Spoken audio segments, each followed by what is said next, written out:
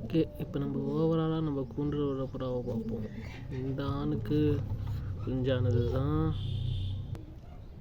இந்த ஆணும் இந்த ஆணும். இது இந்த லைனில் பேடாக நல்லா ஹெவியாக இருக்குது. இந்த ஆணுக்கு குஞ்சானது தான்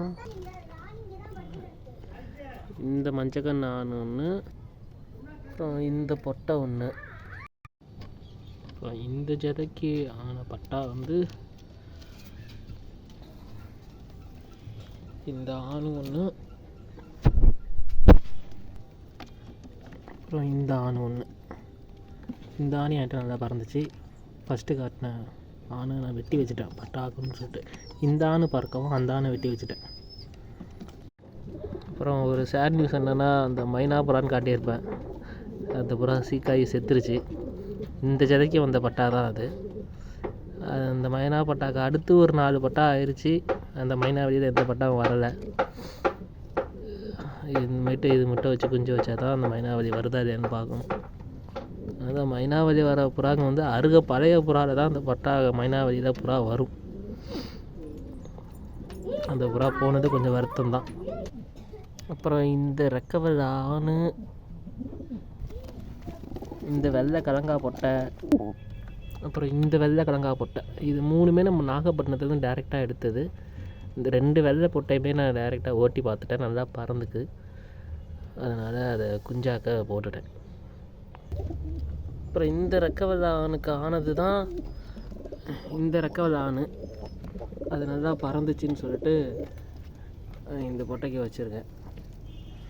அப்புறம் இந்த ஜதைக்கு இது வரைக்கும் இந்த ஜதை ஒரு 2 வருஷமாக என்கிட்ட இருக்குது. இது வரைக்கும் ஒரு 8 தடவை ஒரு 6 தடவை குஞ்சாயிட்டு. இது வரைக்கும் பட்டாவே வரல. ஐயோ, இதுவும் அந்த ஜதைக்கு வந்தது தான் ஆண் பட்டா, இதுவும் அந்த ஜதைக்கு வந்தது தான் ஆண் பட்டா. அந்த ரெக்கவலே ஆண் பட்டா தான். இதெல்லாம் போக இன்னொரு 3 ஆண் பட்டா பின்னாடி வச்சுருக்கேன். இது வரைக்கும் பொட்டையே வர்றதில்ல, நல்லா பறக்குது. ஜதை பட்டாவை பொறிச்சாலும் 2மே ஆண் பட்டாவாக தான் வருது.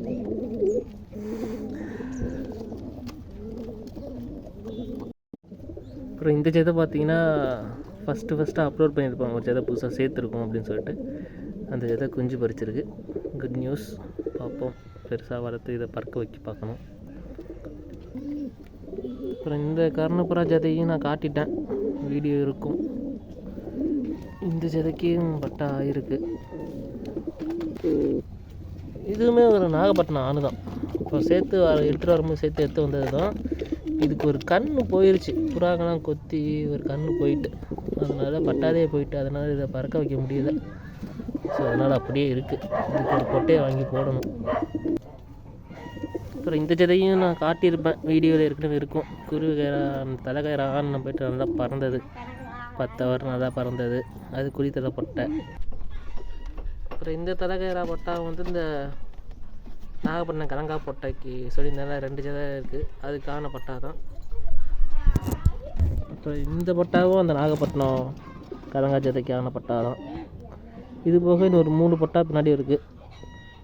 ஒரு பட்டா வாழ்கிறப்பில் இருக்குது, 2 பட்டா வாழ்கிறப்பில் இருக்குது, இன்னொரு பட்டா இந்த மாதிரி தலைச்சீனிலே இருக்குது. அதெல்லாம் சுக்காயிட்டு, அதனால் தனியாக வச்சு கொண்டைக்கடலை போட்டுக்கிட்டு இருக்கேன். அதெல்லாம் தெரிஞ்சதுக்கப்புறம் அது தனியாக ஒரு வீடியோவாக போடுறேன். இது பாருங்கள், இந்த வாழ்கறுப்பு, அப்புறம் இந்த அப்ளக்கு, அப்புறம் அந்த பக்கத்தில் உள்ள சீனி, இது எல்லாமே இந்த நாகப்பட்டினம் கலங்கா ஜனங்களுக்கு வந்தது தான். இது போக இன்னும் புறாங்க பின்னாடி வச்சுருக்கேன், அது ஒரு 20 புறாங்கக்கிட்ட இருக்குது. அதெல்லாம் சீக்காக இருக்குது, அதனால் தனியாக செப்பரேட் பண்ணி அதுக்கு மட்டும் தனியாக நல்லா ஹெல்த்தி ஃபுட்டாக கொடுத்துக்கிட்டு இருக்கேன். அதெல்லாம் அதில் நல்ல புறா நிறையா இருக்குது. அதெல்லாம் தேடி வந்ததுக்கப்புறம் வீடியோ அப்லோட் பண்ணுறேன். அதுக்கப்புறம் இன்னமேட்டு வர வீடியோஸில் திருச்சியில் உள்ள முக்கியமான லைன்ஸு, பெரிய பெரிய லைன்ஸு, பழைய லைனு, அப்புறம் பறந்து ஜெயிச்சது, அந்த புறாக்களை பற்றி வீடியோ எடுத்துருக்கேன். அதை வர அப்லோட் பண்ணிக்கிட்டே இருப்பேன். வர வீடியோவில் அந்த திருச்சி புறாங்கலாம் வரும்.